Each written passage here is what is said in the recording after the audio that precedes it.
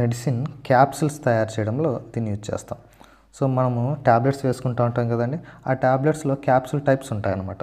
So capsule types అంటే గొట్టం మాత్రలు అంటుంటాం కదా, ఆ గొట్టం మాత్రలో ఉన్నటువంటి ఆ పైన ఉన్నటువంటి ఆ ప్లాస్టిక్ అంతా కూడా ఈ పిహెచ్బివి పాలిమర్ అనమాట. పాలిబీటా హైడ్రాక్సిబిట్రేట్ కోబీటా హైడ్రాక్సి వెలరేట్ పాలిమర్ అనమాట. సో ఆ మెడిసిన్ క్యాప్సిల్స్లోను, తర్వాత ఆర్థ్రోపెడిక్ డివైస్లోను, ఆర్థోపెడిక్ డివైస్లోను. సో ఆర్థోపెడిక్ అంటే ఎముకలకు సంబంధించినటువంటి డివైసెస్ మ్యానుఫ్యాక్చరింగ్లో కూడా ఈ పిహెచ్బివి పాలిమర్ని యూజ్ చేస్తాం. ఎందుకు? ఆ ఎముకలకు సంబంధించినటువంటి ఆ డివైసెస్లో వీటిని యూజ్ చేయడం వల్ల సర్టన్ టైం అవి ఉండేసి తర్వాత ఆటోమేటిక్గా డిగ్రేడ్ అయిపోతుంటాయి. మళ్ళీ వాటిని బయటికి తీయడం ఇలాంటివి ఆపరేషన్ అవసరం లేకుండా ఆటోమేటిక్ బాడీలో డిగ్రేడ్ అయిపోయేలాగా వీటిని మ్యానుఫ్యాక్చరింగ్ చేస్తారు.